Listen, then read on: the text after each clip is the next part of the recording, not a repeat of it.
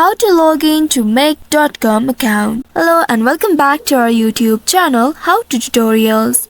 In today's video, I'm going to show you how you can log in to your make.com account. In order to do so, first of all, you will need to ensure that you have already created an account on make.com. Now once you have done that, first of all, you will need to open any web browser on your device and in the search bar, type in make.com. Once you have entered this keyword, press on enter to search for a. Within a while, you will be taken to the official website of Make. Once you reach to the official website of make.com, here at the top right, you will be able to locate the login button. Go ahead and click on this login button and then you will be presented with the login interface now. Here now you will need to use your email address and password in order to log in to your make.com account. In the first text box, enter your email. After entering your email, in the second box, enter your password. Make sure to enter the correct password here. Once after entering the password, to reveal and check, you can click on the I button at the right side of it.